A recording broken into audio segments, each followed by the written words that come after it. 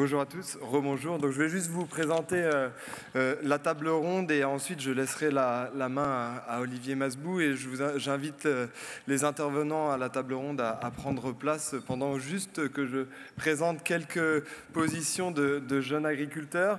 Donc nous avons 75 ans, jour pour jour, après s'être battus tous ensemble contre une idéologie, nous voici avec des outils communs en pleine déconfiture, en pleine déliquescence. Nous avons une OMC qui est en panne avec des échanges, des cycles de Doha, une obsolescence et un blocage de l'organe d'appel.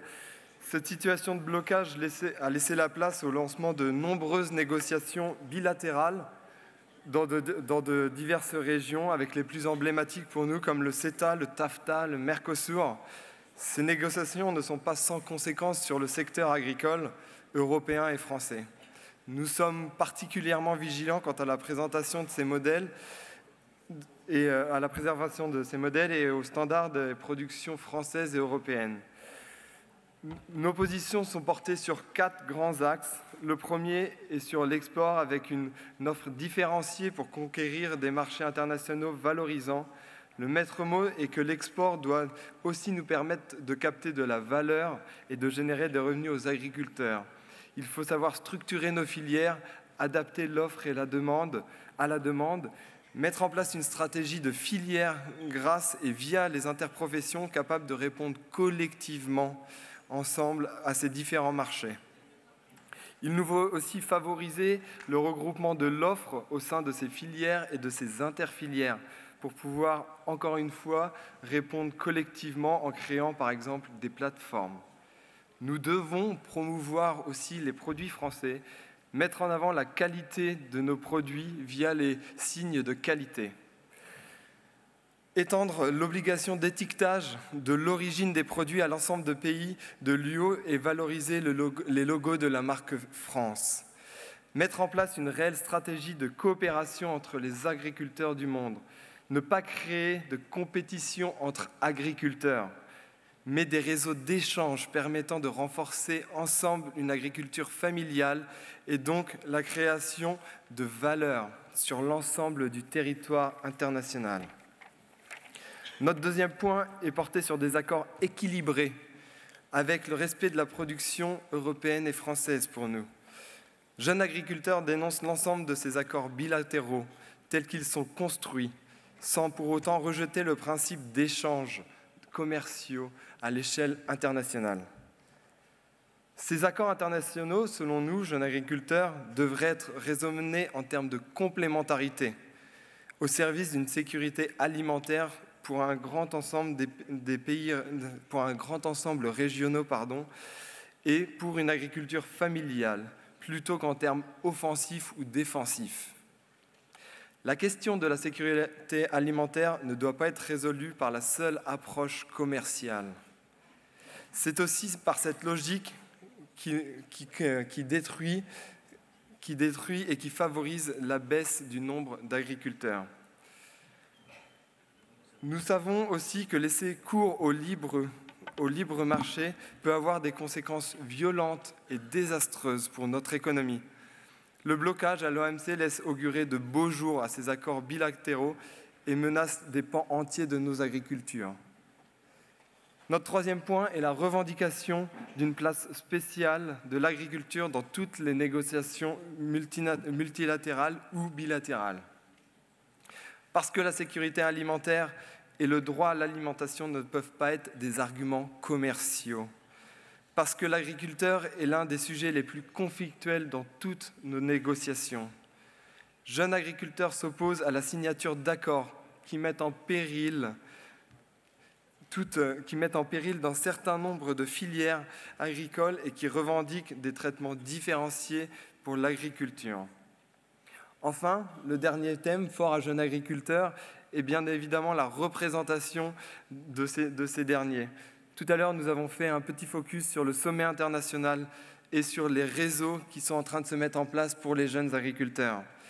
Nous devons structurer la représentation des jeunes agriculteurs au niveau mondial. Nous devons formuler des propositions et les porter auprès de toutes nos instances internationales.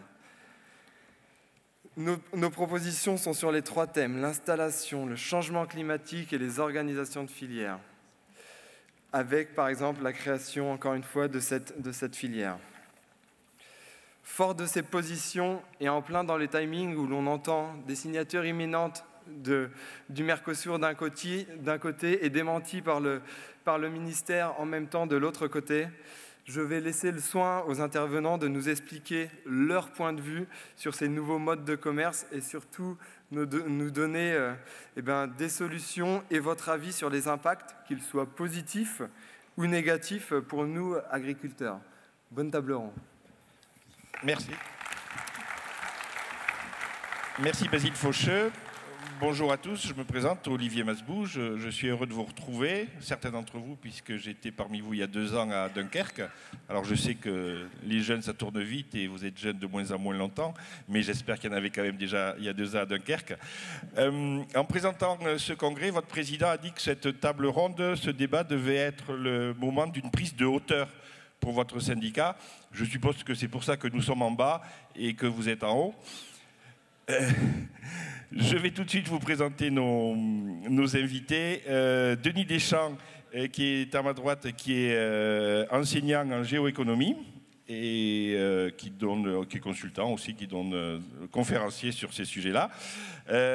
Tout à fait à gauche, Dominique Chargé, qui est président de COP de France. Et au milieu, un des vôtres, Guillaume Cabot, qui est agriculteur en Normandie, membre du conseil d'administration de Jeunes Agriculteurs et responsable du dossier Grande Culture. Alors, comme Basile a déjà bien posé le cadre de notre sujet, on va commencer sans tarder et je vais demander à Denis Deschamps de nous donner un premier cadre de la situation mondiale qui est très compliquée et très évolutive depuis quelques années. Denis, à vous. Bonjour à toutes et à tous. Je suis ravi d'être parmi vous. Alors, je n'ai pas pu faire plus que ça. Je suis fils de cultivateur, je suis petit-fils d'éleveur et je m'appelle Deschamps, donc je n'ai pas pu faire plus. Voilà. Alors, je vais vous faire une photographie de ce qui se passe dans le monde à l'heure actuelle. Vous avez 4 grands sujets qui vont vous affecter, positivement ou négativement. Tout dépend comment est-ce que vous, vos représentants et vos gouvernants vont s'approprier ces sujets-là. Mais en tout cas, ce sont les 4 grands sujets qui vont vous concerner. Donc la première chose, c'est la guerre commerciale. Bien entendu, nous sommes en guerre. Ça ne vous a pas échappé. Vous avez vu que Trump est en train de faire bouger beaucoup de lignes. Nous sommes en train de voir que dans plein de domaines, il est en train de défendre les intérêts américains. C'est exactement ce qu'il avait promu lors de sa campagne électorale. Et vous savez aussi qu'il y a des dommages collatéraux sur certains sujets. Vous n'êtes pas encore dans le périmètre des changements de méthode et des changements de rapport de force avec les États-Unis, mais il n'est pas impossible que vous soyez dans ce périmètre-là d'ici quelques mois. Alors, tout d'abord, donc voici un petit peu le grand débat qui excite Trump depuis quelque temps, c'est le rapport à la Chine. Il a un énorme déficit commercial par rapport à la Chine. Je vous explique en 2 mots ce que c'est qu'un déficit commercial. Non pas que vous ne sachiez pas, mais simplement pour recadrer le sujet. Le déficit commercial, c'est exactement votre compte de résultat. Le compte de résultat, vous commencez par le chiffre d'affaires. C'est ça le déficit commercial. Vous achetez plus à la Chine que vous ne vendez, tout simplement. Dans votre compte de résultat, la ligne la plus importante, c'est quelques lignes plus bas, ça s'appelle la valeur ajoutée. La valeur ajoutée, bien entendu, elle est aux États-Unis, elle n'est pas ailleurs. Prenez l'exemple d'Apple, par exemple. Ils fabriquent chez Foxconn à Taïwan et en Chine, mais bien entendu, la plus-value, elle est à Cupertino. Elle n'est pas en Chine. Donc vous voyez, la valeur ajoutée, c'est l'élément le plus sensible. Mais en attendant, il reste des dollars en Chine. Donc ça excite beaucoup Donald Trump. Donc en fait, il est en train d'instaurer un rapport de force avec la Chine. Et vous avez vu que chaque jour ou chaque nuit qui passe, il y a des nouveaux sujets qui rentrent dans la danse. Donc là, vous avez le rapport de force. Les 2 principaux partenaires des États-Unis, regardez bien, c'est l'ALENA, c'est le Canada et c'est le Mexique. C'est les 2 plus gros partenaires. Ensuite, voilà un petit peu la situation du déficit commercial américain. Donc en fait, vous voyez qu'il n'arrête pas de s'étendre. de s'empirer. Et vous voyez que la situation 2018 est catastrophique parce que non seulement les importations sont encore plus importantes, donc les Américains continuent à acheter des produits électroniques, des télévisions et ainsi de suite venant de Chine, mais en plus les Chinois achètent encore moins, moins 7%. Alors, dans le rapport de force, comment ça se passe? C'est très simple. Vous savez très bien que Donald Trump ne pourra pas empêcher les Américains d'acheter plus de produits électroniques. Donc, dans le rapport de force, il essaie de jouer sur la deuxième composante, que sont les importations de produits américains vers la Chine. C'est le 120 milliards. Pour lui, c'est totalement insuffisant. Donc c'est pour ça que quand vous regarderez plus attentivement maintenant ce qui se passe avec ces deux-là, vous verrez qu'il essaie de faire ouvrir le marché chinois, qui est extrêmement fermé. Il essaie de jouer là-dessus. Pour l'instant, ça ne fonctionne pas. Vous avez vu, chaque nuit qui passe, nous avons des nouveaux sujets. En ce moment, ce sont les alertes de la Chine en disant « arrêtez de voyager vers les États-Unis ». Ils ont plus de 300 000 étudiants aux États-Unis. Ils leur disent peut-être qu'il faudra réviser et aller dans d'autres pays pour aller étudier. Donc en fait, on est vraiment dans ce qu'on appelle un vrai rapport de force. 418 milliards. Ça, c'est exactement la plus grande représentation de ce qu'est maintenant le monde. Le monde, souvenez-vous, vous étiez extrêmement jeune, voire pas né, ce qui est assez énervant pour nous d'ailleurs, c'est que dans les années 80, IBM avait un slogan qui disait « La planète est un petit village ». C'est absolument vrai aujourd'hui. Regardez comment est-ce que l'iPhone est construit. Il vient de partout. Il est assemblé chez Foxconn, mais tous les composants viennent de partout. Donc voilà ce que c'est que maintenant, aujourd'hui, la mondialisation. Nous sommes tous partenaires. Nous habitons tous le même village. Alors, si la zapette veut bien fonctionner, voilà. L'autre grand sujet, et ça ne vous a pas échappé, nous avons de plus en plus de démocraties que l'on va mettre entre guillemets autoritaires. Vous avez bien vu la poussée très forte des démocraties autoritaires. Alors là-dedans, nous avons plein de personnages extrêmement différents. Il ne faut pas faire d'amalgame. Vous avez encore indiscutablement, on va voir si ça fonctionne, vous avez encore des vieilles dictatures à l'ancienne qui d'ici 15, 20 ans, 25 ans vont s'effacer. Notamment en Afrique, on en a encore 24 reconnus par l'ONU. Vous avez par contre d'autres personnages. Vous avez Orban qui est arrivé dans le paysage, deuxième mandat. Vous avez Bolsonaro qui est arrivé au Brésil. En fait, les peuples tentent une nouvelle offre politique.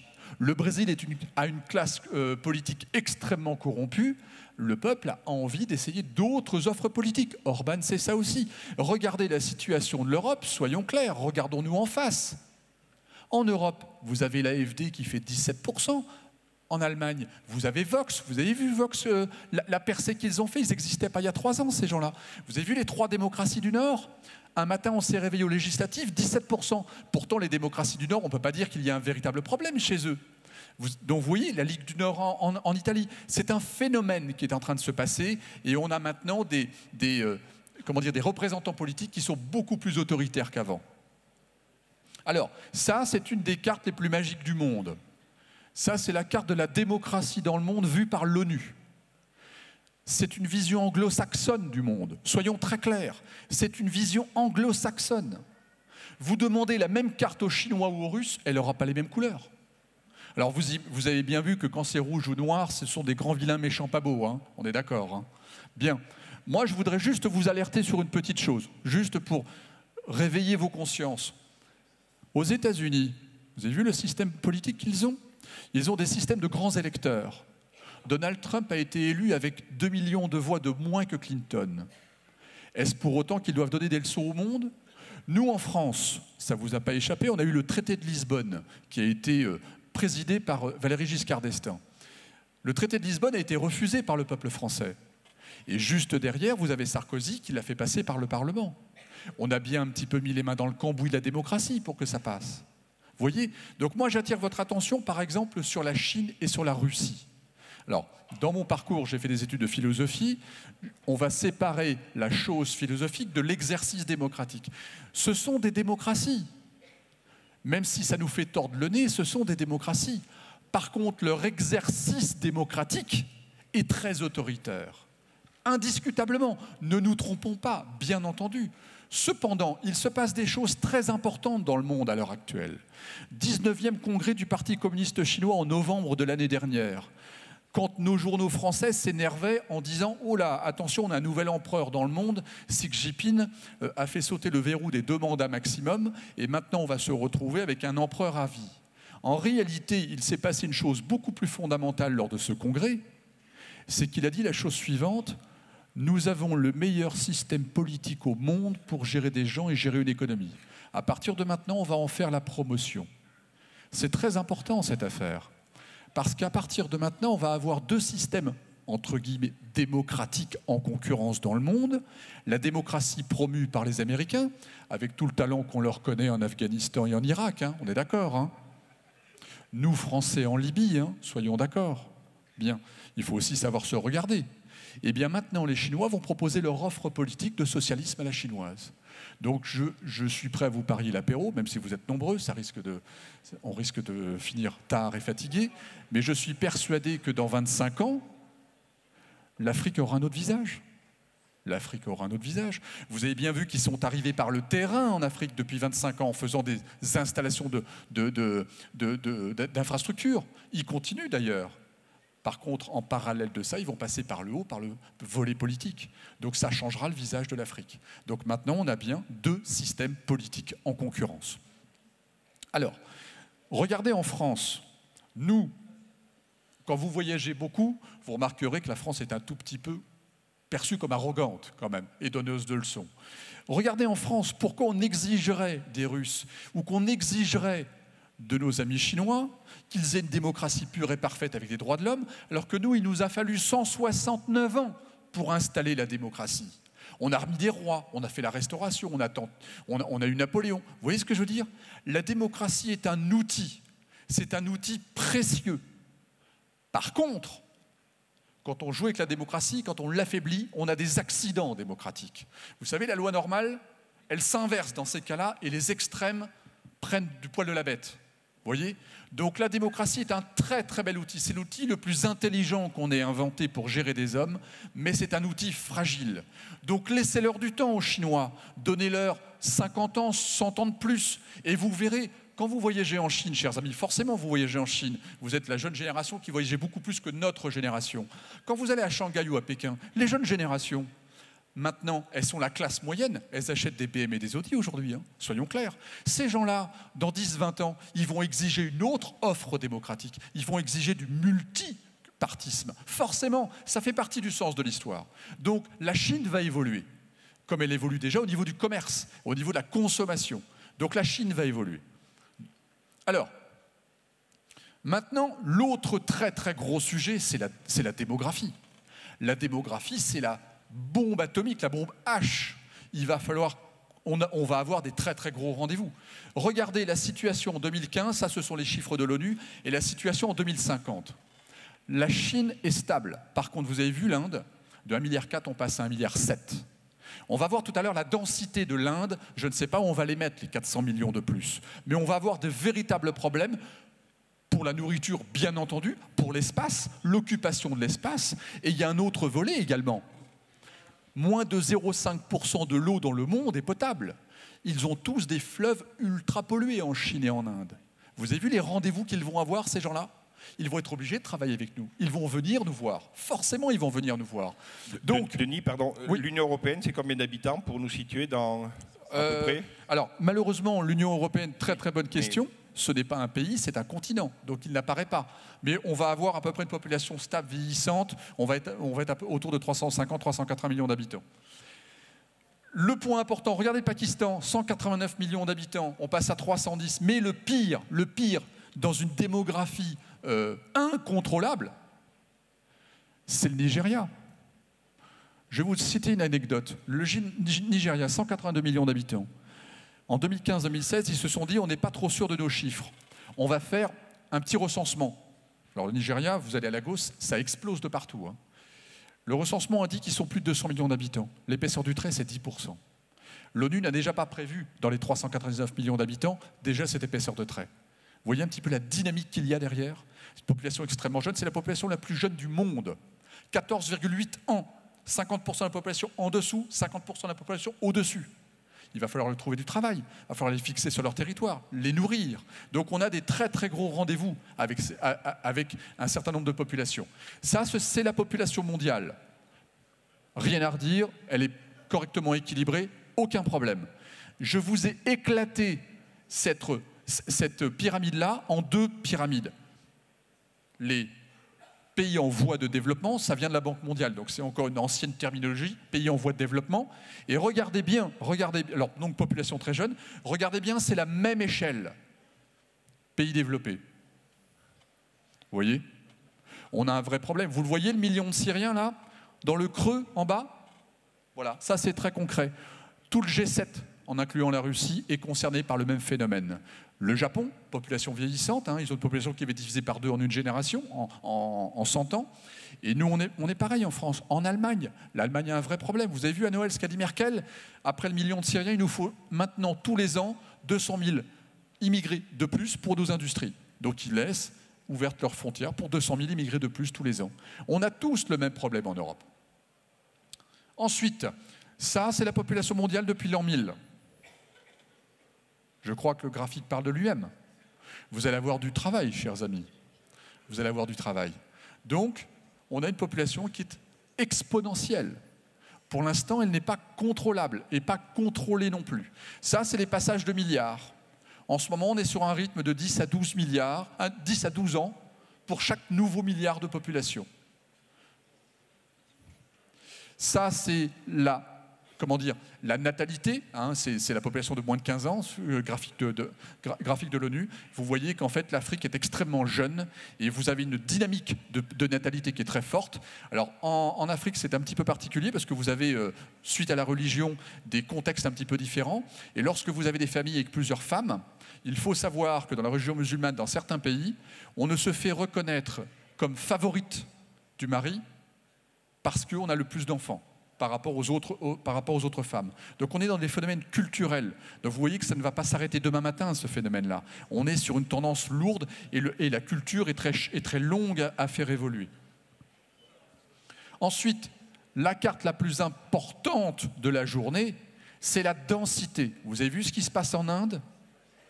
On va les mettre où, les 400 millions de plus d'Indiens? Vous voyez la problématique? Regardez ce qui se passe en Chine également.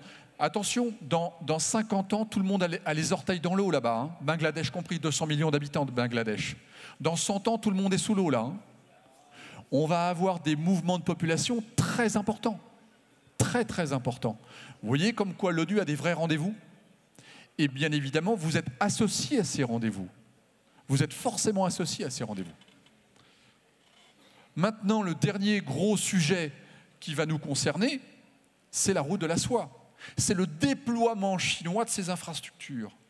En économie, ce sont les plus importants déploiements d'infrastructures dans l'histoire du monde. Je vous explique un petit détail. Il n'y a pas très longtemps, on a appris que la Chine, vous avez vu qu'elle était en train d'exploser économiquement, c'était un plan secret et stratégique de Mao en 1949. 1949, la démocratie qui s'installe là-bas. Dans ce plan, ça s'appelait le marathon de 100 ans. Moi, j'emploie un jeune Chinois, entre autres salariés, j'ai un jeune Chinois en Chine. Et je lui dis, mais qu'est-ce que c'est que cette affaire? Pourquoi on n'en a jamais entendu parler? Et il me dit, voilà, c'est très très simple. Nous, on est un empire depuis 5000 ans. Alors je l'ai calmé un peu, je lui ai dit, ne fais pas ton arrogant anglais, vous aviez les pieds dans la terre comme nous il y a 5000 ans. Il dit, ok, on est un empire depuis 3500 ans. On est dans la panade depuis 200 ans. Vous vous souvenez, hein, les guerres de l'opium ou ainsi de suite. 200 ans sur 3500 ans. C'est rien. C'est absolument rien. Ils ont décidé en 1949 qu'ils seraient les nouveaux patrons du monde en 2049. En 1949-2049, le marathon de 100 ans. Ils se sont structurés en conséquence et c'est exactement ce que l'on va voir là à l'heure actuelle. Ils sont en train de se déployer. D'abord, je vous plante le décor, d'accord? Vos terrains de jeu, nos terrains de jeu. Ça, c'est quand nous, ici, pas là, mais nous, on était jeunes en 87. Ça, c'était l'état du monde. Alors, l'Europe n'est pas un pays, c'est un continent. Donc, quand vous concaténez l'Europe, vous arrivez au niveau des États-Unis. Ça, c'est le monde aujourd'hui. Vous voyez le niveau de l'UE par rapport aux US. On a quand même pas mal travaillé, hein. On a fait x4, x4,5. Et ça, c'est le monde en 2050, en prenant que des hypothèses basses de gens extrêmement sérieux qui ont fait des projections. Donc je vous garantis que ça va au moins arriver, ce sera même probablement pire. Pourquoi je dis pire? C'est parce que je vais tout à fait honnête avec vous. On ne sait faire de la croissance que carbonée, mes amis. Je suis désolé. Pour l'instant, on ne sait pas faire autre chose. Donc on va encore un tout petit peu saccager la planète. Soyons clairs. Bon. Donc en fait, on va arriver à x3 à peu près. Vous voyez les nouveaux players? C'est normal, même si en Inde, on a un PIB par habitant extrêmement faible, vous allez avoir un coefficient multiplicateur de 1,7 milliard derrière. Donc ils vont peser. La Chine, tout à fait pareil. Donc vous voyez, les vieilles démocraties vont se faire dépasser.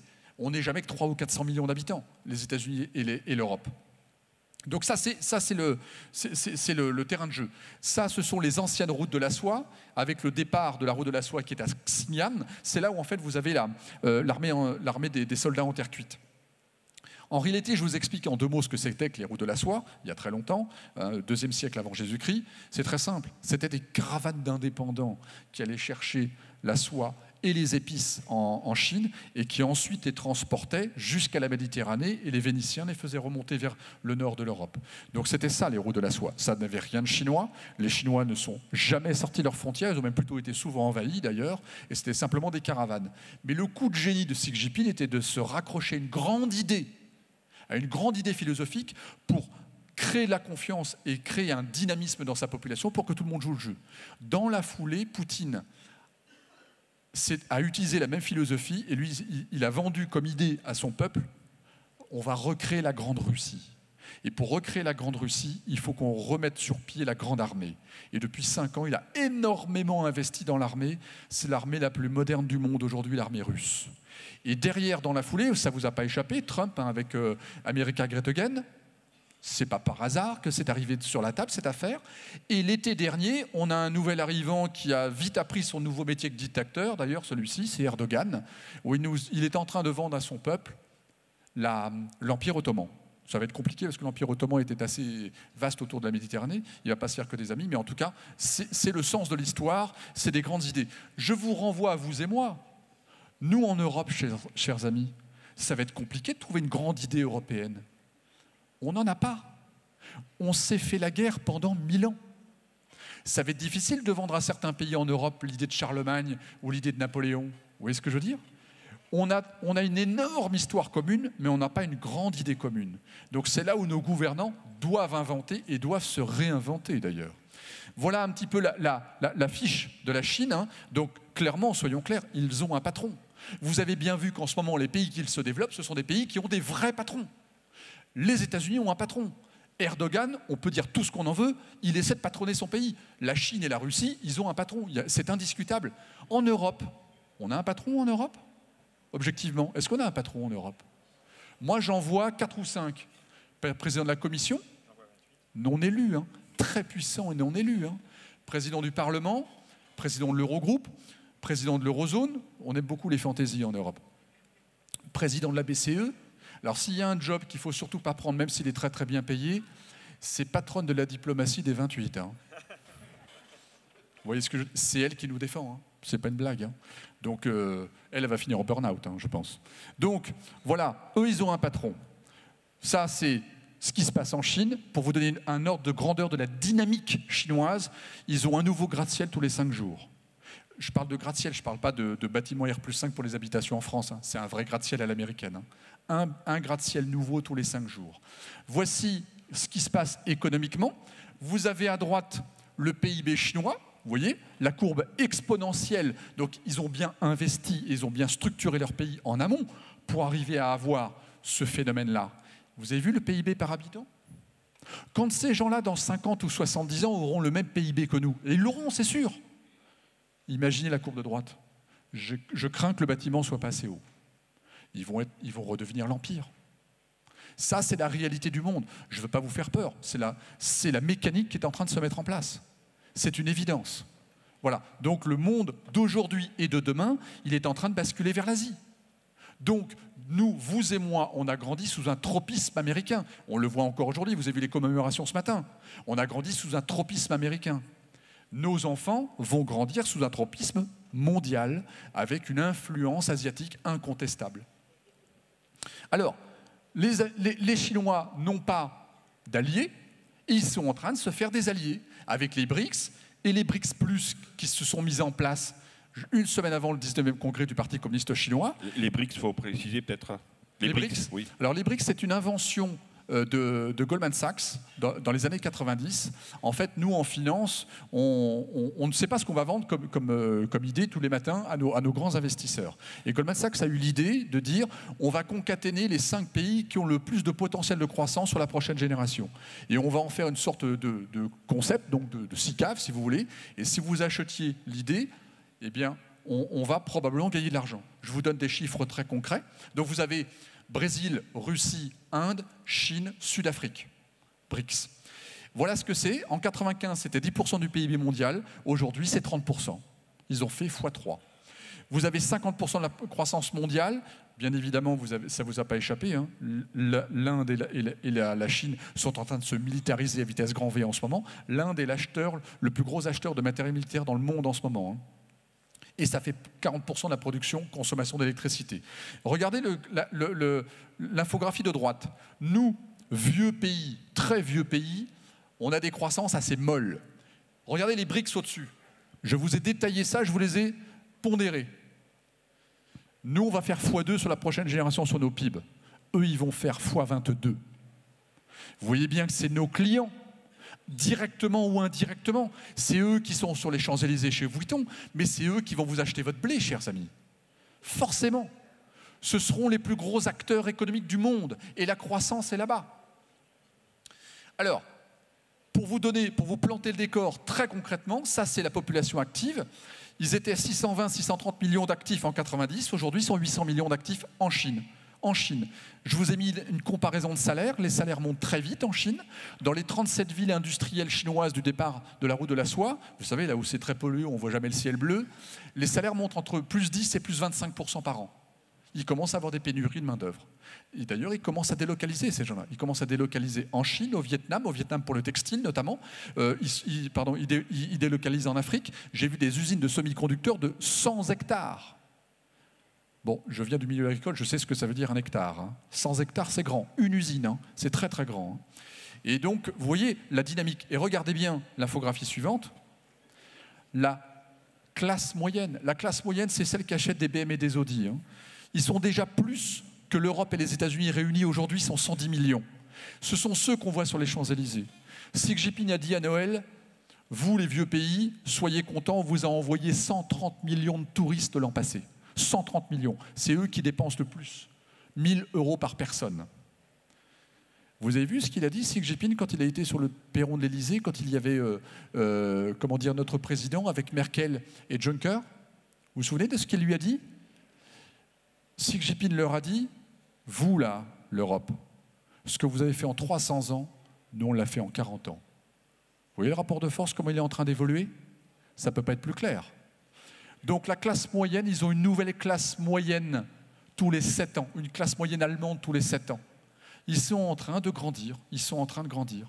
Maintenant, concrètement, qu'est-ce que c'est que les roues de la soie? Et on en termine là-dessus. Ça, c'est le discours de Xi Jinping traduit par le parti en français. On va faire de l'explication de texte, chers amis, parce que ça va changer notre monde. Hein. Une ceinture, une route. On se rattache à l'histoire, indiscutablement.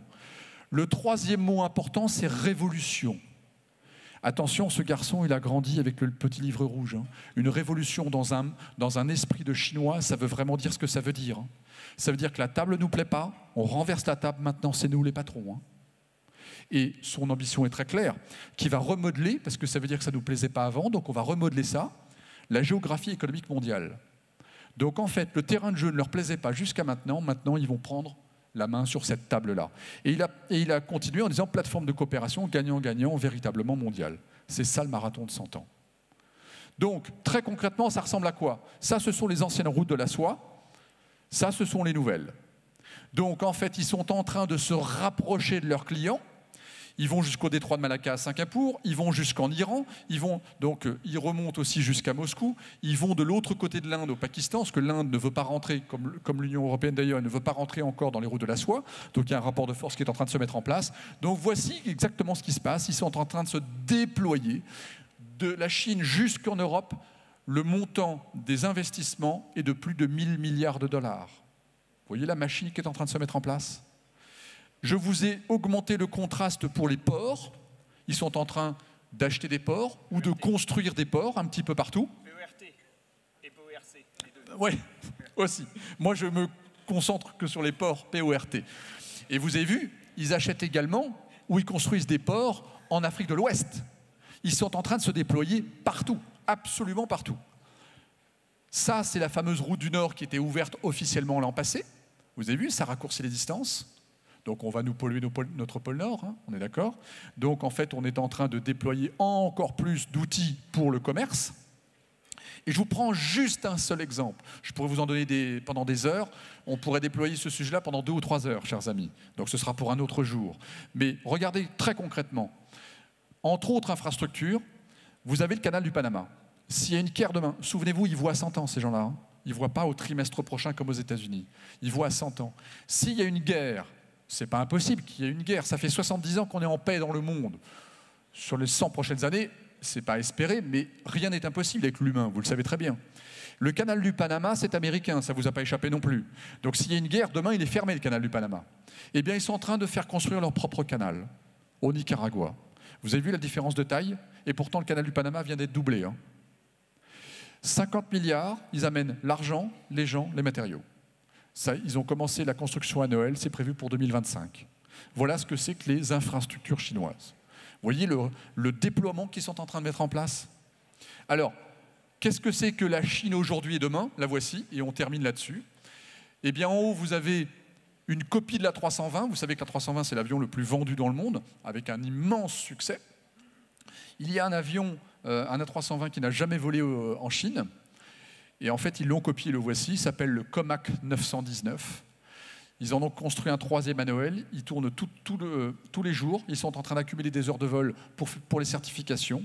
Donc officiellement maintenant, on a un 3e constructeur d'avions dans le monde. Il va falloir compter sur les Chinois. Autre chose aussi, vous voyez les trains. En 2008, il y a 10 ans, ce n'est pas une blague ce que je vous raconte, il y a 10 ans, ils n'avaient pas la queue d'1 centimètre d'une ligne à grande vitesse sur leur territoire. Ils lancent un appel d'offres. Ils ne construisent pas, ils lancent un appel d'offres. Siemens, Alstom, Bombardier, Shinkansen. Siemens remporte le... Alors, ils ont vendu des centaines de trains. Hein. Aujourd'hui, ils ont 25 000 km de lignes à grande vitesse, autant que toute l'Union européenne réunie, en 10 ans. Hein.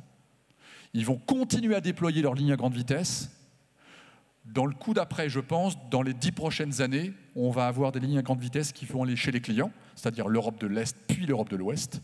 Ce qui veut dire, pour vous donner des chiffres très concrets, quand un bateau charge dans le nord de la Chine pour aller en Europe, il met 7 semaines, 7 semaines et demie. Quand il charge dans le sud, 5 semaines, 5 semaines et demie. Les trains mettent 18 à 19 jours à l'heure actuelle en train de fret. Avec les lignes à grande vitesse, c'est 3 jours et 2 nuits. Vous pouvez faire du fret avec eux après. Vous pouvez faire du fret. Ça change la donne. Macron a dit, quand il était dans la salle des fêtes et que Fabius a présenté les chiffres de la présidentielle et qu'il a intronisé Macron, Macron a dit une chose tout à fait vraie, extrêmement pertinente. Il a dit « La géographie se rétrécit et le temps s'accélère ». On est en plein dans les routes de la soie. Pour une fois qu'on a un président qui est très bien câblé avec le monde, profitons-en. Il est en plein dans les routes de la soie. Donc, qu'est-ce que l'on a? On a également l'intelligence artificielle. Ils veulent être les numéros 1 mondiaux. Ils sont en train d'investir lourdement. Ils ont 438 sociétés qui ne font que de l'IA. Nous, on a des départements d'IA chez EDF, chez Orange, autres. Eux, ils ont des sociétés entières. Vous savez très bien que quand on met de l'argent sur la table pour chercher, on trouve des choses. Donc demain, l'intelligence artificielle, ce sera et les Américains et les Chinois. Nous, on est très très loin derrière en termes de budget et en termes d'organisation de la recherche. Ils veulent être les numéros 1 mondiaux des robots en 6 axes. Bien évidemment, pour gagner des gains de productivité quand votre main-d'œuvre est trop chère, qu'est-ce que vous faites? Donc ça, c'est l'usine KUKA en Allemagne qu'ils ont acheté. Et maintenant, ils ont acheté du temps et des brevets, en fait, et ils sont en train de les déployer sur leur territoire. Et surtout, dernier point, ils veulent être les numéros 1 mondiaux du paiement sans contact. Vous avez été en Chine, vous avez été dans les aéroports, dans les gares, vous avez vu comment ça marche? Nous, nos visas ne passent pas là-bas. Vous avez du cash dans les poches ou les visas, vous ne pouvez rien faire. Tout est en paiement sans contact. C'est eux qui vont nous vendre les prochaines technos. Donc, chers amis, pour terminer, je vais vous apprendre 2 mots pour vous donner un petit peu la mentalité chinoise. Le premier, c'est crise, parce que moi, je viens du monde de la finance, j'ai travaillé en salle des marchés. Je vous garantis que si vous avez aimé 2008, vous allez adorer la prochaine. Hein. Et on ne va pas attendre 100 ans pour avoir la prochaine crise. Hein. Donc, crise, c'est weiqi en chinois. Et regardez bien la structure culturelle qu'ils ont dans l'esprit. Ça veut dire risque, mais c'est associé à un deuxième mot. Il y a toujours 2 idéogrammes. C'est associé à opportunité. Nous, ça a une forte connotation négative pour nous, risque. Eux, il y a une sortie par le haut. Regardez le mot copier, fuchi. Copier, ça veut dire savoir refaire. Savoir refaire, il y a du faire et du savoir-faire là-dedans. Savoir refaire. Et ça veut dire améliorer aussi, dans le même mot. Vous voyez comment est-ce qu'ils réfléchissent? Donc, ils tendent toujours vers le haut. Chers amis, merci de m'avoir écouté.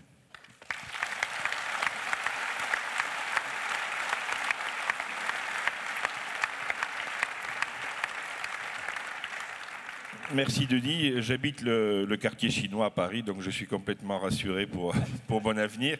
Je vais tout de suite vous demander de réagir à ce que vous venez d'entendre, parce qu'il y a un côté un peu douche froide quand même. Dominique Chargé, quelle est votre première réaction vis-à-vis de toutes ces informations? Bien, bonjour à toutes et à tous. Je voudrais d'abord dire en quelques mots à quel point je suis ravi d'être parmi vous, vraiment. Et remercier Samuel de m'avoir permis de participer à ce temps avec vous, à votre congrès et à ce temps d'échange. Moi, ma première réaction, je ne suis ni historien, ni géographe, je n'ai pas l'expertise que vous avez, mais on est le 6 juin.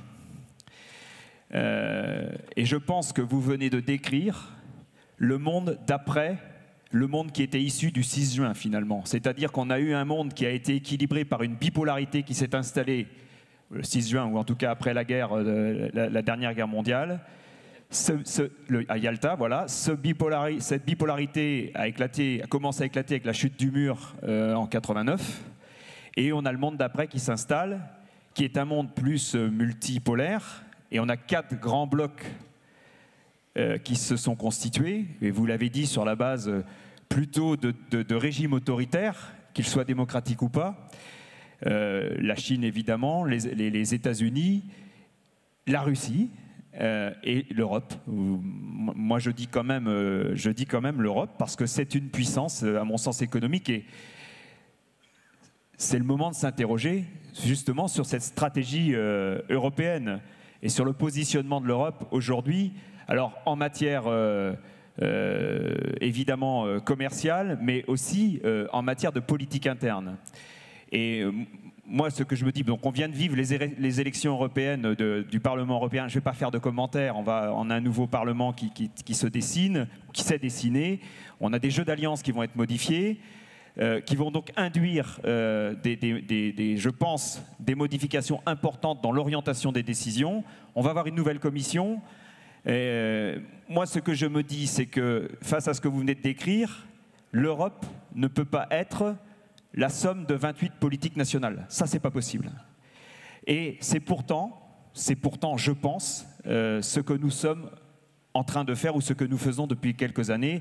Cette idée originelle de l'Europe des années 60, certes constituée sur la base de ce monde bipolaire, donc je pense qu'il faut aussi qu'on l'intègre. Elle n'est pas suivie aujourd'hui, en tout cas des faits, par rapport à nos problématiques. Et si je les ramène à nos problématiques agricoles et agroalimentaires, il y a quand même aujourd'hui une forte interrogation sur cette stratégie, parce que c'est quand même très, très fortement associé à de la souveraineté alimentaire et à une capacité aussi à pouvoir être présent sur les marchés que vous avez décrits, les marchés agricoles et les marchés agroalimentaires, alimentaires plutôt, que vous avez décrits. Et on est plutôt, nous, dans un monde, quand on voit ce que la Russie et Poutine a fait après l'embargo d'ailleurs, hein, parce que quand il a décrété l'embargo en 2014 en disant « je vais profiter de cet embargo pour reconstituer mon économie nationale », entre guillemets, tout le monde a rigolé. Sauf qu'il l'a fait. Sauf qu'ils l'ont fait, en tout cas sur certains secteurs, ils ont réussi. Et aujourd'hui, l'influence mer Noire sur les céréales, ben, ça a quand même bouleversé les équilibres commerciaux sur cette catégorie-là. Sur le lait, on voit bien qu'ils ont progressé. Sur le porc, ils ont progressé. Donc, il a quand même, en tout cas à ce stade, un peu réussi son pari. On voit qu'avec le régime installé, enfin le régime, pardon, le président actuel aux États-Unis, là aussi, il y a une très forte notion de protection, on va quand même le dire comme ça, qui a fortement réintégré la politique américaine, et puis la Chine que vous avez décrit. Et l'Europe, elle, a fait l'inverse. Elle s'est ouverte au grand vent du libéralisme, elle a plutôt abandonné ses outils de protection, et elle nous expose finalement à tous ces aléas économiques et aux autres aléas, alors que, je pense, ces outils auraient toute leur place aujourd'hui dans le pilotage d'une politique agricole, agroalimentaire de l'Europe. Donc moi, ma première réaction, elle tient plutôt sur ces sujets-là. On est plutôt déstabilisé par les orientations qui sont prises par l'Europe en matière de protection de son agriculture et de son agroalimentaire, par l'abandon des mesures de gestion de marché, par tout ce qui était structuration et soutien à l'export. Et ça nous pose quand même problème. Je prends un exemple récent parce qu'il est assez significatif. Je pense s'il concerne quelqu'un dans la salle, je ne sais pas, mais c'est l'exemple de la banane. Les droits de douane sur la banane étaient à 170 €, ils vont passer à 75 € au 1er janvier 2020. Ça va forcément avoir des conséquences importantes sur le marché de la banane en Europe, avec évidemment des acteurs qui vont pouvoir rentrer sur le marché de la banane et des conséquences importantes sur l'activité. Ça concerne 12 000 producteurs et 30 000 emplois sur les territoires. Alors, la France et ses territoires, bien sûr, mais l'Espagne et le Portugal aussi. Donc pourquoi l'Europe, aujourd'hui, ne peut pas mieux protéger finalement son agriculture et ses agriculteurs? Pourquoi est-ce que l'Europe a épousé cette idée du libéralisme? Moi, je pense qu'il y avait derrière, ou plutôt avant ça, toute la stratégie à laquelle l'Europe s'était plutôt associée, avec les États-Unis à l'époque, qui était celle d'une construction de relations commerciales multilatérales sur la base de l'OMC. Et je suis navré de vous dire que nous sommes toujours dans le cycle de Doha démarré en 2001 et que nous n'en avons pas la moindre conclusion ou le moindre effet, si ce n'est des abandons que nous avons faits pour avancer dans les négociations, des concessions que nous avons fait pour avancer dans ces négociations.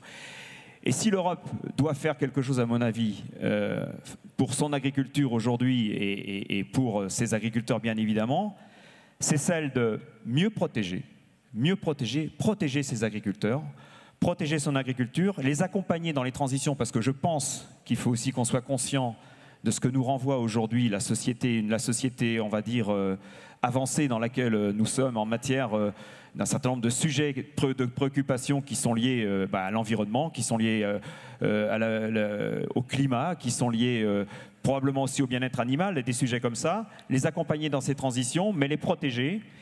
Et je pense que l'Europe, et je ne le dis pas de manière opportuniste, doit aussi se préoccuper du renouvellement des générations. Parce que c'est bien dans le renouvellement des générations qu'on pourra aussi pérenniser cette dynamique, cette stratégie agricole et agroalimentaire.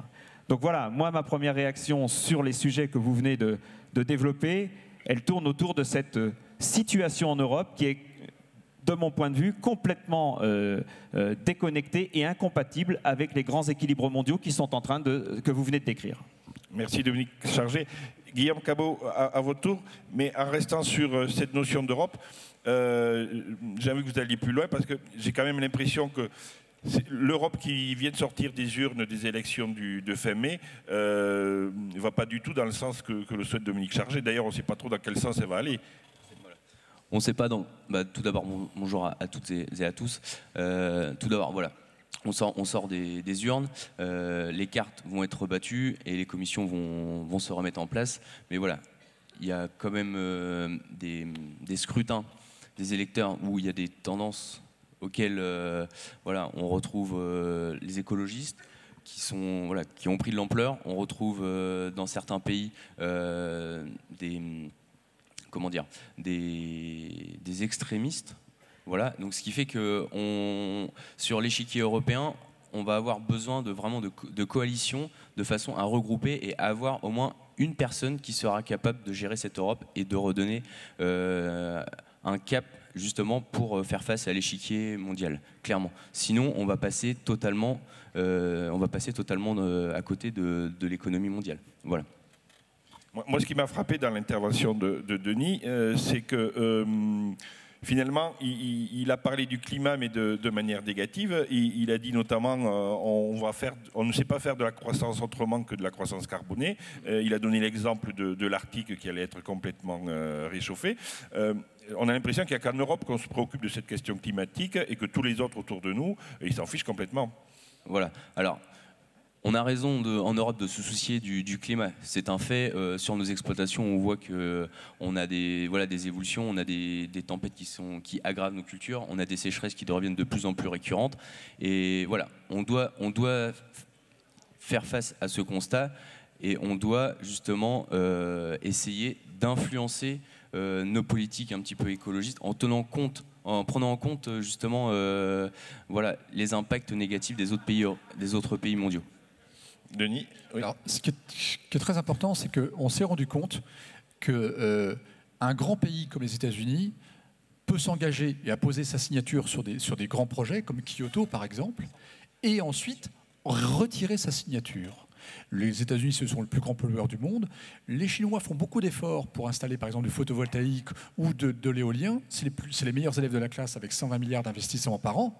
Mais rapporté à la population, c'est très faible. Donc il y a encore énormément de travail. Et les grands pays, notamment les États-Unis en tête, ne se préoccupent absolument pas du climat. Ils défendent leurs propres intérêts, leurs propres industriels. On est sur un repli sur soi. Et effectivement, c'est ce que vous avez mentionné. On défend nos propres intérêts. Voilà. Donc c'est vrai que voilà, chacun revient dans son pays faire du protectionnisme. L'exemple, voilà, avec les tarifs douaniers qui ont augmenté de 25% sur l'acier aux États-Unis, voilà, ce qui fait que ça peut déséquilibrer l'échiquier mondial et du coup, ça devient beaucoup plus dangereux au niveau des échanges commerciaux. Alors je vous pose la question à tous les deux. La Commission européenne a finalement décidé de rouvrir les négociations avec les États-Unis sur le traité commercial, mais la France était contre, mais elle a quand même obtenu le retrait de l'agriculture de ces négociations. Je me trompe ? Enfin, à ce stade, oui, la France s'oppose à un certain nombre de points qui pourraient figurer dans cet accord. Et en tout cas, nous, on sera effectivement très vigilants.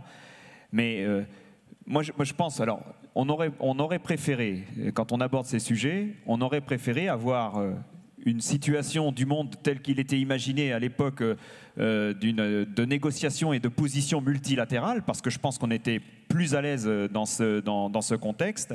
Je crois qu'il faut se rendre à l'évidence, plutôt aujourd'hui dans un monde qui est en train de reconstruire des accords sur des échanges et des négociations bilatérales.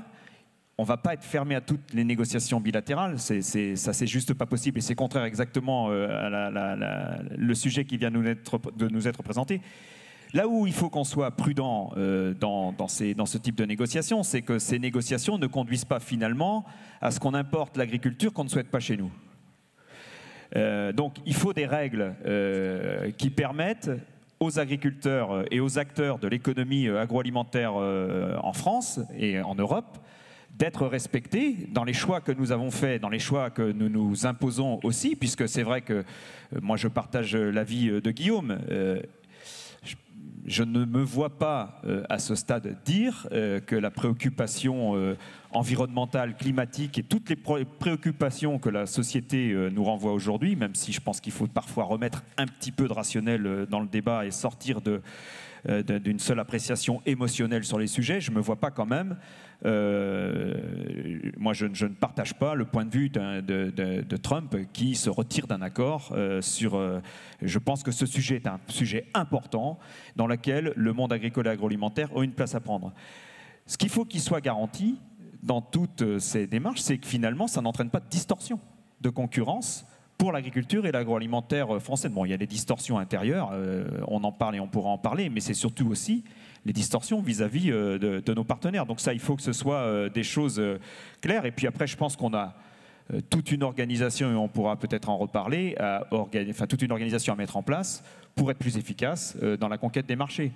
Mais sur les questions liées aujourd'hui à ces négociations, on ne peut pas se fermer aux négociations. Il faut simplement que ces négociations respectent ce que sont le cadre et les contraintes dans lesquelles nous exerçons, notre métier. Oui, Guillaume. Et voilà. Et en France, on a un bel outil, c'est la coopération, auquel on est capable, de rassembler. Il est fort. Non, mais voilà.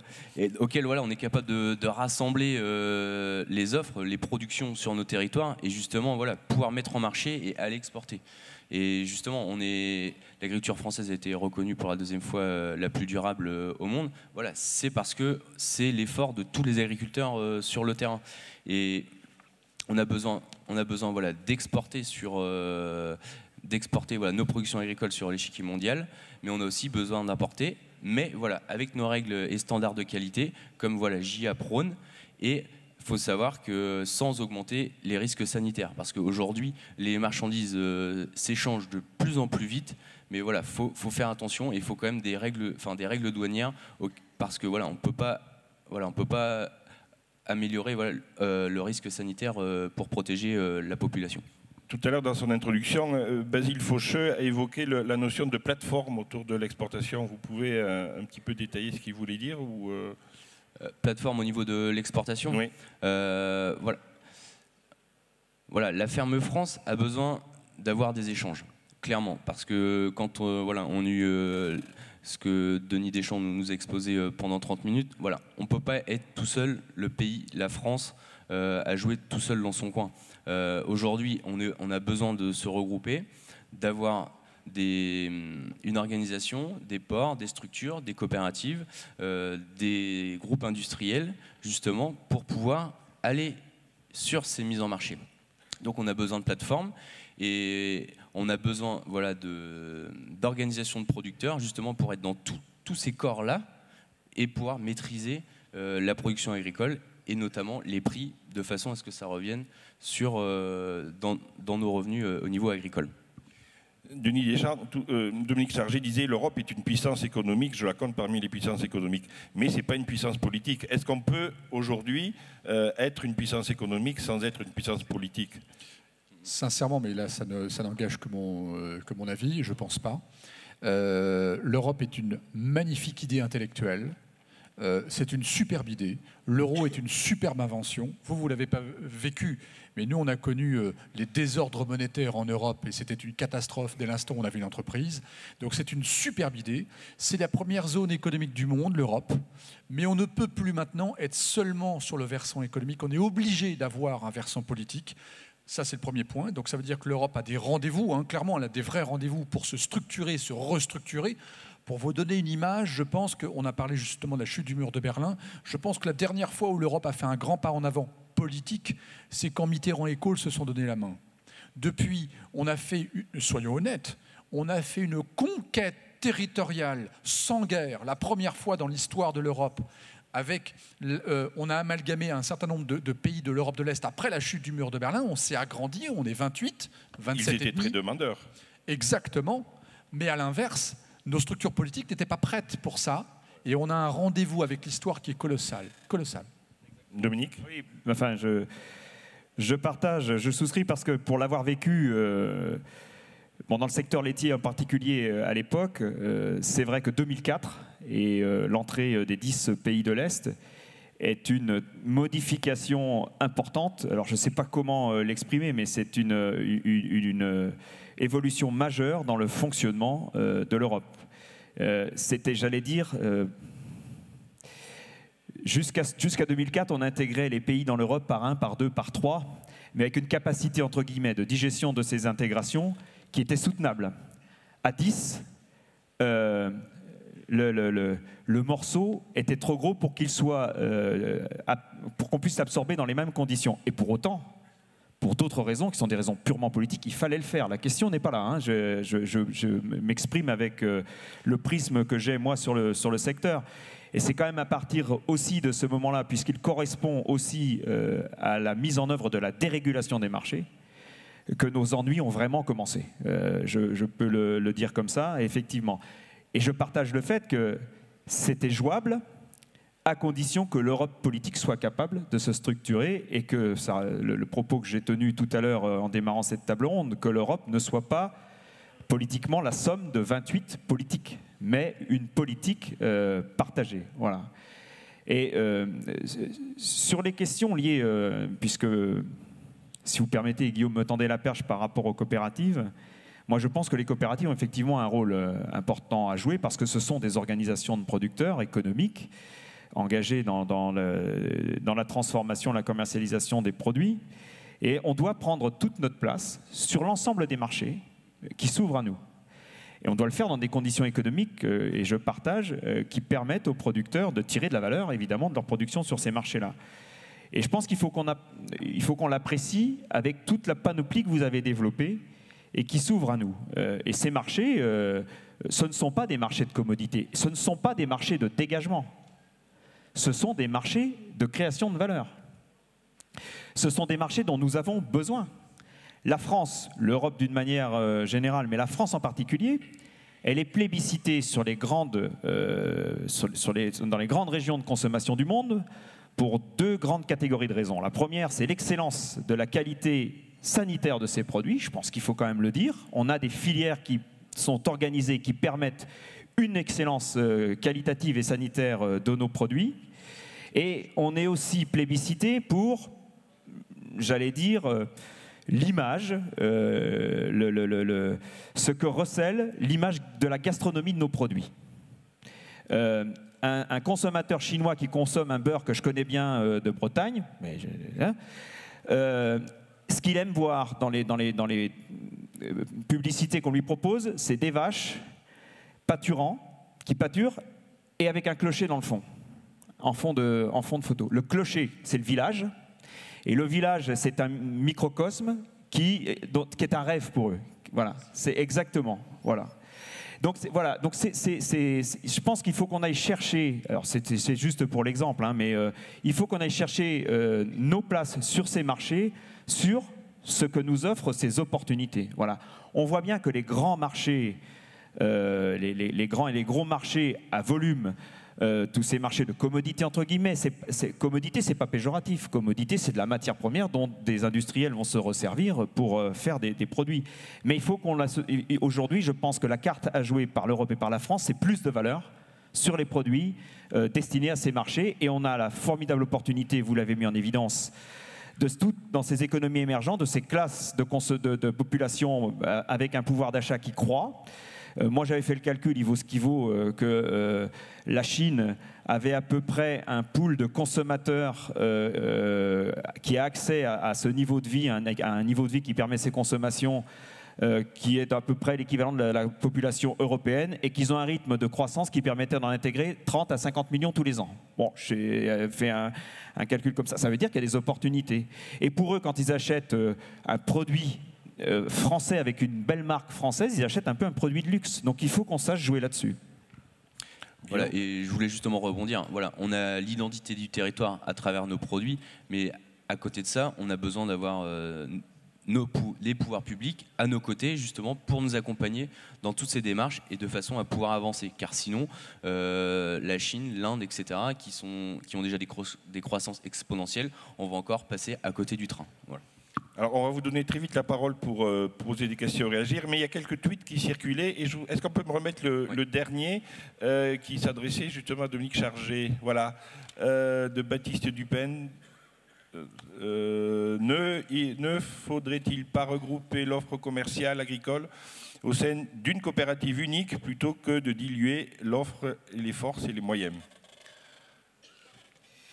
Vous avez 10 minutes. C'est une bonne idée. C'est une bonne idée. Alors, je vais m'essayer un exercice un peu compliqué, c'est celui d'expliquer comment ça marche.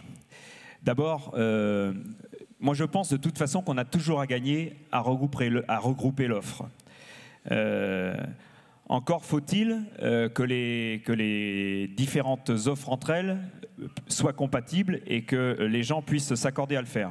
Mais ce que je voudrais surtout mettre en évidence, c'est qu'on est dans une logique aujourd'hui liée notamment au droit de la concurrence européenne et au droit de la concurrence française, où à chaque fois que vous proposez une situation de regroupement d'offres ou de production, vous vous heurtez, entre guillemets, à une analyse qui est plutôt au détriment de l'intérêt du consommateur, puisque vous allez, par ce regroupement, avoir une part de marché plus importante que l'autorité de la concurrence va vous juger comme étant trop dominante pour être acceptable. À l'inverse, quand nos clients, que peuvent être par exemple la distribution française, se regroupent, on ne fait pas d'analyse, en tout cas a priori, des conséquences que pourrait avoir leur regroupement sur la pression qu'ils vont mettre sur les producteurs et sur les entreprises avec lesquelles ils travaillent, parce que c'est quelque chose qui est jugé a priori comme étant dans l'intérêt du consommateur. Donc l'idée, elle est généreuse. Elle est absolument pas, elle est absolument pas. Enfin, j'espère qu'elle est plausible et qu'on pourra un jour avancer sur ces questions-là. Mais les sujets sur lesquels on se heurte, alors en dehors de, enfin, parce que j'ai son petit doigt, hein, pour bâtir une stratégie collective commune, il faut être deux, il faut être d'accord en même temps sur la même chose. C'est pas toujours aussi simple, mais nos problèmes aujourd'hui, dès lors qu'on propose des regroupements de coopératives ou d'entreprises, se heurtent plus à des problèmes liés à de l'analyse de concurrence qu'à des problèmes purement d'intérêt stratégique pour les COP. Alors on va rebondir sur notre tweet. Je crois que c'était le tout premier. Je l'avais noté de mémoire, mais grosso modo c'était Rémi Dumas. À quel moment allons-nous avoir les outils pour arrêter les étrangers d'acheter des terres en France? Voilà, donc ça c'était une question vraiment pertinente.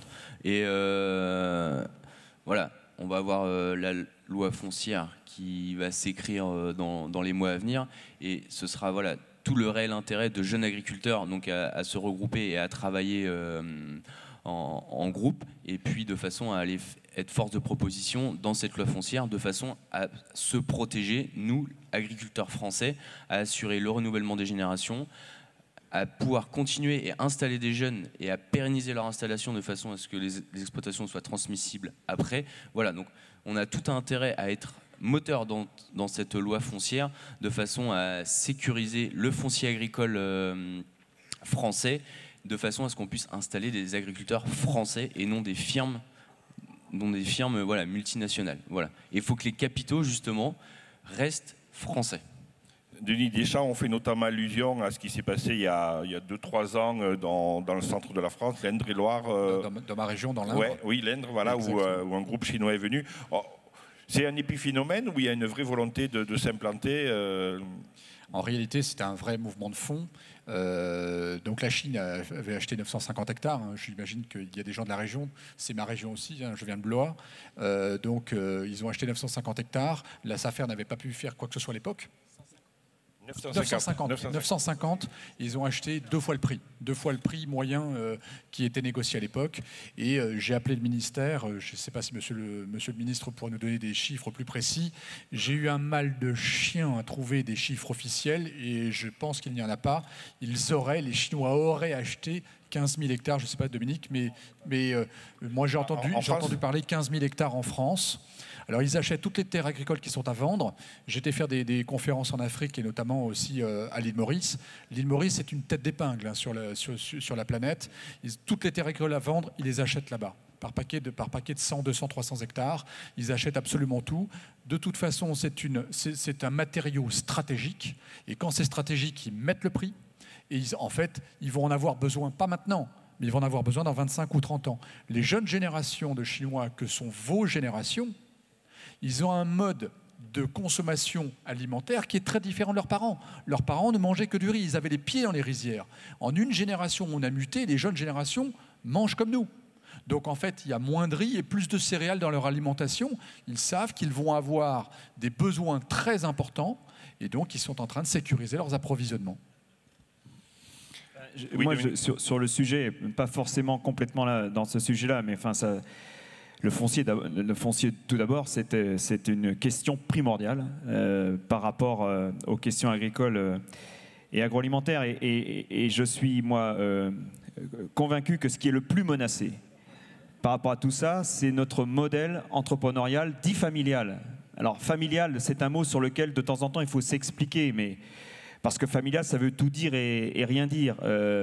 Moi, ce que je décrypte par familial, ou en tout cas, moi, ce à quoi je suis sensible, c'est un modèle dans lequel les agriculteurs sont à la fois les financeurs et les décideurs, et les travailleurs, dans une entreprise agricole. Après, qu'ils soient 10, enfin, qu'ils soient tout seuls, qu'ils soient 5 ou qu'ils soient 10, moi, c'est pas mon sujet. Je peux avoir tous un avis sur la question, mais ce qu'il faut, c'est la protection, finalement, et c'est une protection face à la financiarisation de l'agriculture, parce que c'est là-dedans que sont en train de nous entraîner ces opérations-là. C'est cette financiarisation de l'agriculture, le modèle dans lequel il faudra toujours être plus gros pour résister. Et sans faire de propagande aucune, mais je le dis quand même, une des idées originelles derrière l'organisation de regroupement des agriculteurs en organisation de producteurs ou en coopérative, c'est de faire par le regroupement collectif une forme de rempart pour ne pas être seul face au marché, être collectivement face au marché, et c'est l'idée de la question de tout à l'heure de se regrouper toujours plus, et elle est excellente, mais de garder individuellement derrière ce rempart des modèles d'entreprise à caractère familial, avec ce que je viens de décrire derrière le mot. Guillaume, vous vouliez aussi évoquer la question de l'agriculture africaine.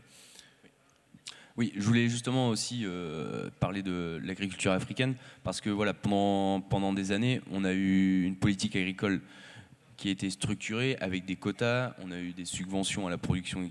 Et justement, on a envoyé nos productions agricoles en Afrique, et justement, ça a été un peu à l'entrain du développement de l'agriculture africaine. Donc au final, on a eu une avance au niveau production agricole européenne, mais par contre ça a été au détriment de ce continent.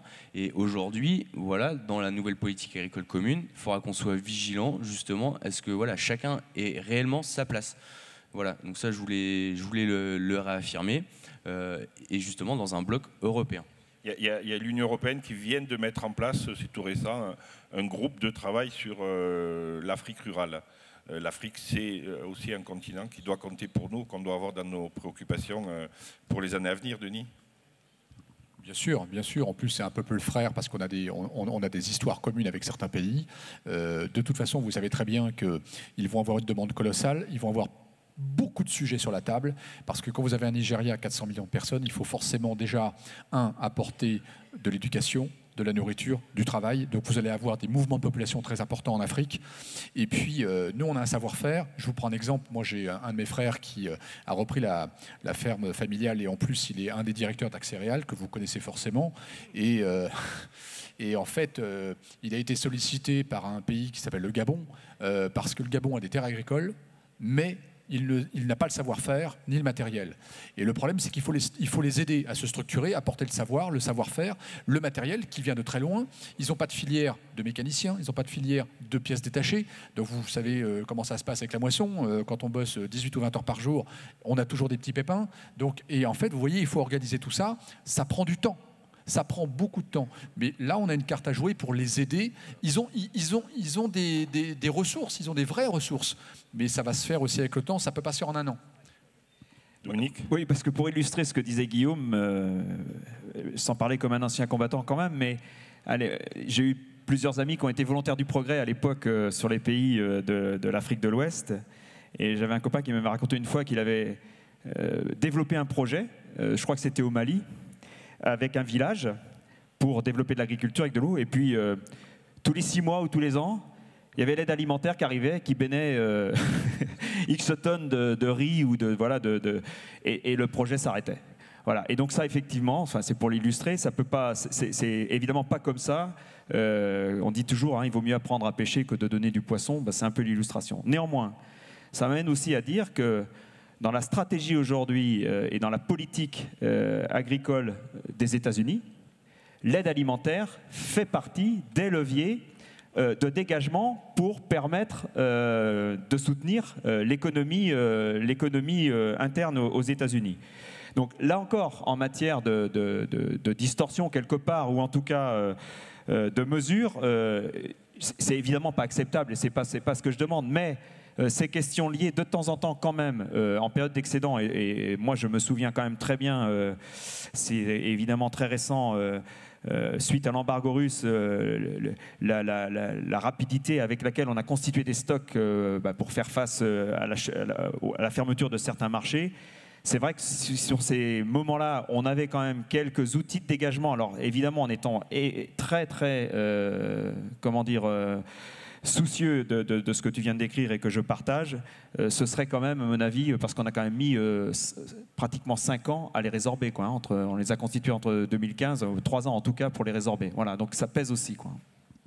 En fait, la question de savoir quand même pourquoi l'Union européenne n'est pas capable d'utiliser cette aide au développement comme un soutien indirect, comme le font les États-Unis à l'agriculture, elle reste entière. Il reste un petit quart d'heure, même pas. S'il y a des questions, des réactions, des tweets. Alors Clément, avec ses formidables opportunités d'exportation, la Chine, je suppose, qu'attendent les COP pour exporter de la viande. Alors il est où on va lui donner le micro à Clément comme ça. Les COP agrémentées, c'est-à-dire celles qui ont un agrément, c'est ça que ça veut dire? Oui, d'accord, ok. Je pense que ça s'adresse à moi. Allez-y, allez-y. Elles attendent, elles n'ont pas attendu, elles y sont. Je pourrais vous citer beaucoup d'exemples. Alors on parle de la Chine, mais c'est en fait toute l'Asie du Sud-Est sur laquelle aujourd'hui le commerce est beaucoup développé. Bon, vous connaissez des exemples évidemment dans le secteur laitier, notamment sur les poudres haut de gamme et sur les poudres infantiles. Mais je peux vous situer aussi l'exemple d'une coopérative qui s'appelle Isigny-Sainte-Mère et qui développe aujourd'hui des corners de viennoiserie, ça se passe en Corée du Sud, avec des packaging qui sont très révélateurs et très illustratifs de ce qu'est l'image de la France, et c'est des choses qui marchent très bien. Alors c'est ce que je vous disais tout à l'heure, les exportations aujourd'hui que l'on fait vers ces destinations-là, elles doivent être des exportations avec la recherche de valeur. Donc la recherche de valeur, ça veut dire qu'on se positionne sur des segments sur lesquels on est face à ou vers des consommateurs qui sont des consommateurs qui ont un niveau de vie qui leur permet de payer un produit qui nous permette à nous de créer de la valeur et de rémunérer les productions. Mais je peux vous dire qu'elles n'ont pas attendu et que tous les jours qui passent, le commerce avec la Chine et l'Asie du Sud-Est d'une manière générale s'intensifie pour les coopératives françaises et sur tous les produits. On a réobtenu l'agrément après je ne sais plus combien d'années d'embargo. On a réobtenu l'agrément pour les exportations de viande bovine. L'entreprise que je connais très bien et qui s'appelle Elivia a déclenché des exportations de viande bovine vers la Chine depuis le milieu de l'année 2018. Pardon. Il y a une question quelque part là? Oui, allez-y. Non, d'abord derrière. Oui, vous, oui. Vous avez pas de micro? Prenez le micro. Mais descendez, je sais pas. Il n'y a pas de micro, s'il vous plaît? Ah, un peu plus bas là. Là où il y a la lumière, là. Comme ça, on vous verra mieux. Bonjour. Bonjour. Oui, justement, c'était sur la dernière partie là que vous abordiez la viande d'Elivia. Sur ce sujet-là que je voulais venir. 6 tonnes en 6 mois, c'est... Enfin, je voulais avoir des chiffres un peu plus étayés, quoi. Je ne vais pas t'en donner parce que je ne les ai pas forcément en tête. Tu as complètement raison, c'est pour l'instant extrêmement modeste, mais on recrée le courant et on va le développer. Notamment en ce moment avec le Brésil qui va être empêché d'exporter sur la Chine. Là, si on n'y va pas, on n'ira jamais, quoi. Je suis complètement d'accord. Alors, il y avait... Oui, allez-y. Oui, après je viendrai... D'abord, non, mais après je viendrai chez vous. Oui. Bien, merci. Donc, j'avais 2 questions pour Monsieur Deschamps. La première question, c'était, j'ai bien compris votre exposé sur l'évolution des pays émergents qui sont surtout sur le... Enfin, ils nous copient depuis 50 ans, en fait. Ils ont une évolution sur le secteur primaire et secondaire. Et nous, on est surtout sur on arrive sur du secteur tertiaire. Et je pense que la réponse va intéresser Monsieur le Ministre s'il est arrivé. Est-ce qu'il faut réellement qu'on oublie aujourd'hui le secteur primaire et secondaire et qu'on mise tout sur le secondaire pour l'évolution de notre PIB de demain? Est-ce que c'est vraiment ça la solution? Ma deuxième question aussi, c'est Vous avez parlé d'évolution démocratique de ces pays-là, mais pas d'évolution sociale. Est-ce que l'évolution sociale dans ces pays-là va être aussi rapide que chez nous? Parce que chez nous, il y a une belle évolution sociale, elle est très intéressante pour nous, habitants, mais on se rend compte aujourd'hui que c'est l'évolution sociale aussi qui freine l'évolution économique de nos pays. Donc est-ce que c'est pas ça est-ce que ça peut pas aussi nous sauver si ça arrive aussi chez les autres? Est-ce qu'il y aura cette même évolution sociale? Et puis juste une remarque après, pour Monsieur Chargé puis Guillaume. Guillaume a dit, j'en cite, on a la chance d'avoir des coopératives chez nous. Moi, je suis JA de la Marne, donc dans un département très coopérateur. Et je pense qu'on a la chance d'avoir des coopératives qu'on peut être à phase en disant si elles sont bien gouvernées et toujours gouvernées par des paysans, des vrais.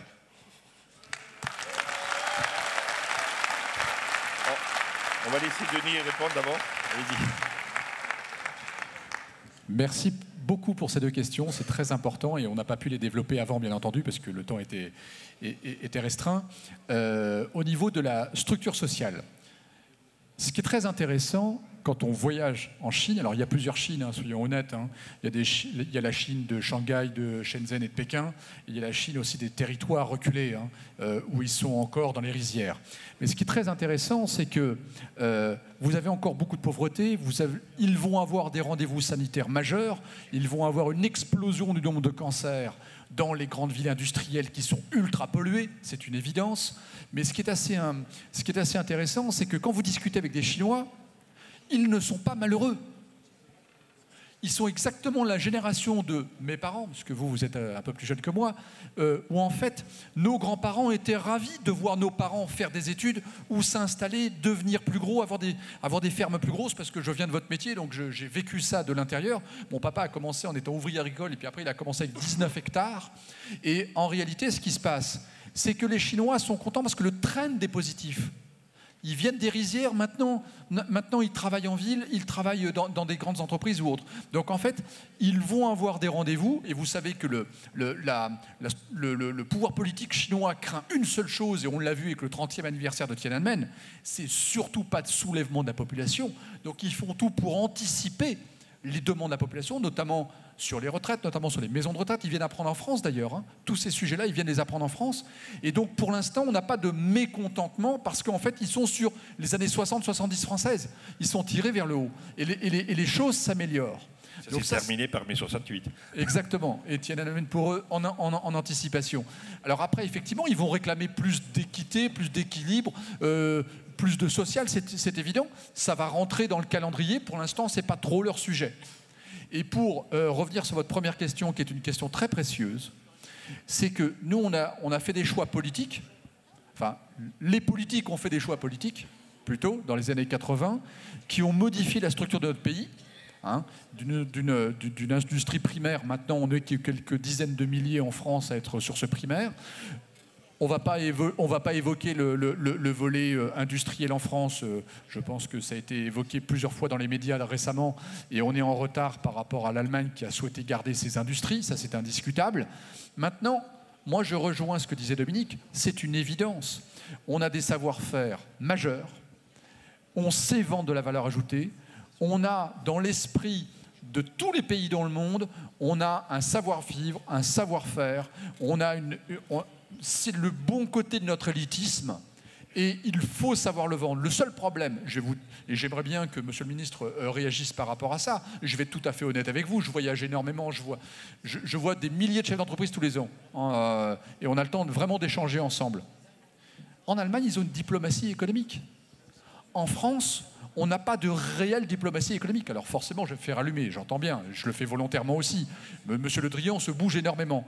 Mais eux, c'est dans leur gène. Ils ont une diplomatie économique. C'est l'économique qui les a sortis de 1945. C'est leur grande fierté. Le Deutschmark est leur grande fierté. Nous, on est avant tout politique sur la chose politique, ce qui est très bien, mais ce n'est plus suffisant. Voilà, exact. Nous sommes des latins, pas eux. Donc, on a un savoir-faire. Maintenant, il faut que les politiques viennent avec nous, et qu'on se structure, qu'on se rassemble. On est plus fort à plusieurs, hein. On est plus intelligent à plusieurs, soyons clairs. Hein. Celui qui reste dans son coin, il ne va pas se développer beaucoup. Hein. Et en fait, il faut qu'on aille à l'étranger. Le terrain de jeu, je suis navré de vous le redire, mais ça, c'est votre génération. Pour vous, c'est une évidence. Pour nous, ça ne l'était pas à votre âge. C'est le monde entier. Donc allons vendre en Corée du Sud, ce sont des gens très sophistiqués en Corée du Sud. Les Chinois des villes commencent à être sophistiqués. Dans 30 ans, ce sont les mêmes. Il faut aller leur vendre un tas de choses qui vont avoir de la valeur ajoutée pour nous, indiscutablement. Merci Denis. Une très rapide réaction à la remarque sur les coopératives, mais vraiment rapide parce que je voudrais prendre les deux dernières questions. Réaction? Non, ça ne peut pas être une réaction. Je pense qu'il faut... Je suis obligé de prendre 2 minutes. D'abord, je savais qu'en venant ici, je n'échapperai pas à cette question. Et c'est tout à fait légitime. Je vais juste donner quelques clés pour décrypter ce que tu as dit. Tu as dit gouverner par des vrais paysans. Alors, le terme vrai, on s'expliquera ensemble. Démocratie, les coopératives sont des entités qui sont gouvernées démocratiquement. On n'a pas trouvé de meilleure solution. On vient de nous expliquer que l'autoritarisme pouvait marcher, mais enfin bon, évidemment, je plaisante. On est dans des principes démocratiques, un homme, une voix. Donc dans les coopératives, comme dans la société d'une manière générale, aujourd'hui, il y a des débats, il y a des contestations, et c'est tout à fait légitime. Entre guillemets, j'allais dire, les coopératives ont aussi leur lot de gilets jaunes. Et aujourd'hui, ça crée beaucoup. J'étais en assemblée générale de Terena la semaine dernière, je peux vous dire qu'il y a eu du débat. Et il y a du débat, et c'est tout à fait normal. Donc ça, c'est la première partie de ma réponse. Le fait qu'il y ait du débat, et qui est nécessaire, il y a donc une très forte participation, il y a tout un processus de participation, mais il doit aussi y avoir un temps pour la décision, il doit y avoir aussi un temps pour l'exécution, et il doit y avoir un temps pour le reporting, pour rendre compte de ce qu'on a fait. Ça, c'est important. Donc, effectivement, quand on décide de manière démocratique, j'ai pas trouvé de meilleure solution, encore une fois, on fait une majorité de gens qui ont choisi quelque chose et une minorité de gens qui ne le souhaitaient pas ou pas forcément. Et aujourd'hui, avec les ruptures économiques dans lesquelles on est, pas de prendre l'exemple de la betterave parce que je pense qu'il est évidemment trop prégnant, mais on l'a vécu dans le lait. Évidemment que les choix stratégiques sur lesquels on est engagé et sur lesquels il faut s'orienter sont déterminants par rapport à l'avenir de nos territoires, l'avenir de nos productions. C'est normal que ça crée du débat, mais encore une fois, on doit passer les 4 étapes. Alors après, je ne vais pas nier qu'à certains endroits, dans certaines situations, et je ne les citerai pas, il y a des problèmes de gouvernance qui sont trop exacerbés, à mon avis, sur la place publique, pour 2 catégories de raisons qui sont très distinctes. Certaines parce qu'effectivement, il y a de vrais enjeux stratégiques et il y a de vraies contestations sur des choix stratégiques, avérés ou pas, hein, j'en sais rien, mais il y a de vraies contestations, il y a de vrais débats sur des enjeux stratégiques. Pour d'autres, sur des éléments qui circulent et qui sont faux. Moi, je suis désolé, quand on annonce un chiffre d'un résultat d'une coopérative et dire alors qu'est-ce qu'ils en ont foutu, ben, ils ont aussi investi. Parce qu'une coopérative qui fait 5 milliards d'euros de chiffre d'affaires, même si c'est beaucoup, si elle n'investit pas entre 50 et ou plutôt 100 millions d'euros par an pour pérenniser l'activité, conquérir des marchés, c'est ce qu'on vient de se dire, être en capacité d'aller chercher des marchés nouveaux, ils ne font pas leur boulot. Donc il faut aussi qu'on sache garder la raison. Je n'exclus pas évidemment qu'il y ait à certains endroits des sujets. Nous venons d'ailleurs de produire un guide de gouvernance à COP de France parce que je pense que nous devons nous inscrire nous aussi, mais je pense comme la société d'une manière générale dans ces processus démocratiques, dans une amélioration continue de notre gouvernance. On n'y échappe pas, il est hors de question d'ailleurs qu'on cherche à y échapper, mais il faut garder la raison sur la façon d'aujourd'hui dont on amène certaines critiques ou certains jugements sur la façon dont sont prises les décisions, qui, je peux vous le dire, en période de rupture économique, je l'ai vécu dans le lait, et d'ailleurs, c'est pas complètement tout à fait, enfin, c'est pas forcément encore tout à fait réglé, et certains sont en train de le vivre dans la betterave. C'est pas facile, et ça crée évidemment du débat et de la contestation. Et c'est tout à fait normal. Merci Dominique. Alors je ne vais pas me faire d'amis là parce que j'en vois 3 debout et 1 prêt à se lever. Il faut qu'on arrête. On a promis d'arrêter à midi. Il est déjà midi 1 passé. Je vais remercier nos intervenants. C'était riche. C'était interactif, vous aviez envie de continuer le débat, tant mieux. Vous pourrez les voir tout à l'heure peut-être, où on vous donnera leurs coordonnées si vous voulez échanger, n'est-ce pas, Denis. Merci Dominique Serger, merci Guillaume Cabot, merci Denis Deschamps, et bien, bonne continuation de congrès, bonne fin de congrès.